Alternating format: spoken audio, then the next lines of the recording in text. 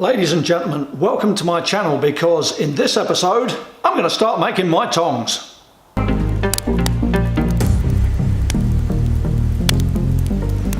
So ladies and gentlemen, hallelujah! At last I'm going to start making tongs. I'm about 25 videos into this channel, haven't even made a pair of tongs yet. And you must be thinking, how's this guy doing it? Well, what I'm doing is I'm holding it onto it with my hands, and by demonstration I wanted to show that you don't need tongs to get going. I've gotten going and I haven't got tongs, but there comes a point where you sort of say, yeah, the solution that I've got, that big pair of red pliers you might have seen me using, they just don't cut the mustard for a better hold and a better grip. So I'm going to go and start making tongs now. I'm going to get out to the smithy. Disclaimer here everybody, this is not a tong making tutorial. This is just you watching me making tongs. If you like watching people do it, and I absolutely love it. I watch all the channels when I get into a channel, I go, oh, what's this guy doing, you know, or girl. I go to their tong making video first and I start watching that. I like people making tongs. I think they're absolutely fantastic. They are fundamental to a blacksmith's work, that's why. And everybody's got a slightly different way of making them. I think it's fantastic. Go on, let's go. Come and watch me make some.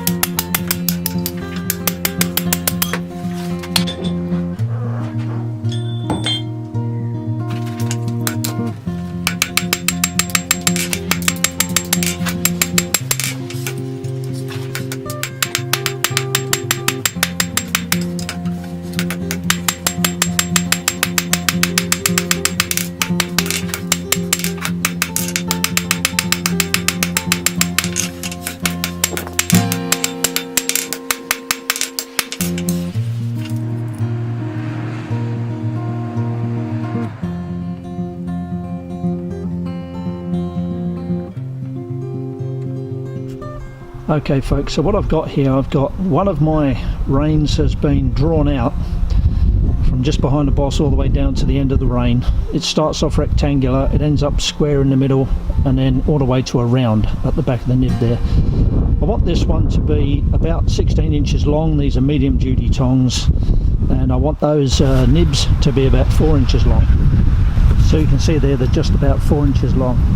All I've got to do now is to beat that other one out and complete that forging from midway down the rein right to the back, and then level them up and get them true and get them both the same size. Same thing with the other nib, and then I can start getting the eye done for my boss, and then I can pin them together, tidy them up, and then we'll be finished.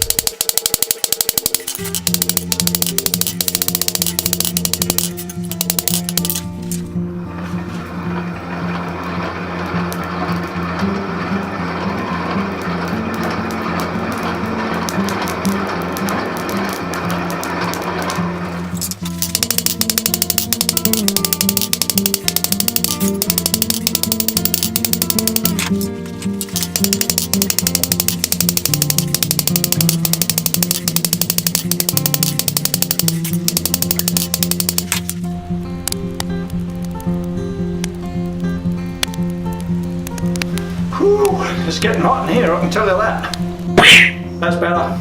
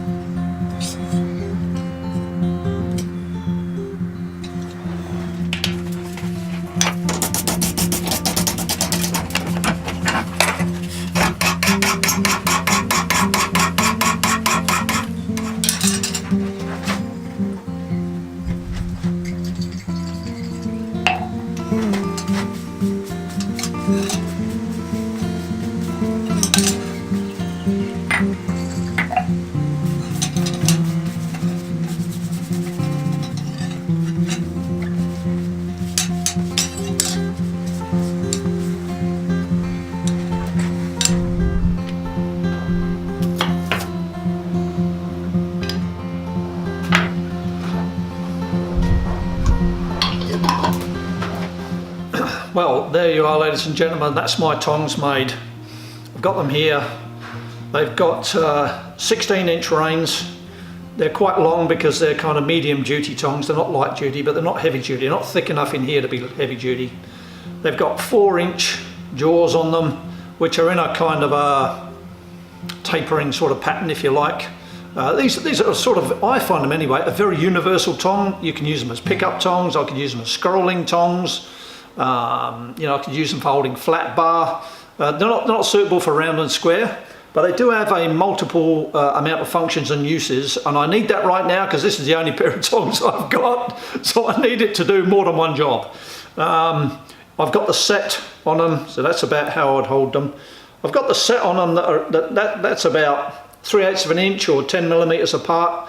I can come all the way in there and they're almost closed, so they're handy for almost anything. I've given them a linseed oil finish. That's not entirely necessary either, though, because when they go into that fire, that's just going to burn off, or when they hold hot metal, it's going to burn off, but that's okay.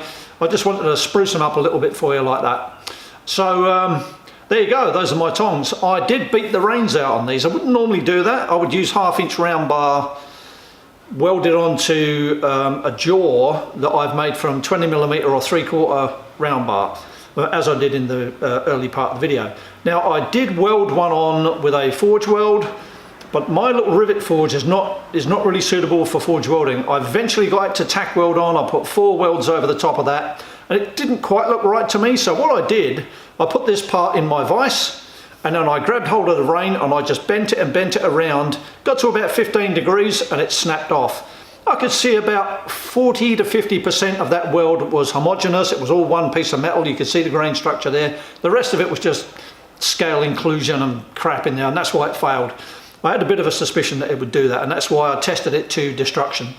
What I did then, when I bumped up my reins and I forged out my jaws, I brought it into the workshop and I welded it over with a MIG welder. So instead of forge welding it, I MIG welded it over and then I forged it after that. I don't really consider that to be cheating or anything like that. It's just this little rivet forge doesn't have a fire pot. The fire's not deep enough. It's a very oxidating welding fire, and so I just couldn't do it, even though I put borax on it and everything. So I thought, for the sake of structural integrity, and I need a set of tongs now, I just MIG welded it. Once I've got my smithy a little bit more in trim and I've got a 4-inch deep fire pot with my charcoal fire, it'll be golden. I'll be forge welding away like a little champion. So there you are, folks. I hope you enjoyed that little video of me making this set of tongs. I don't even know what people call them, you know, with that sort of tapered long jaw like that. I don't know. It doesn't matter. They don't have to have a name. They do have to do a job though, and they'll be helping me out in the smithy in the future, getting some little projects done. So until that time comes along, thanks very much for watching my video. See you later.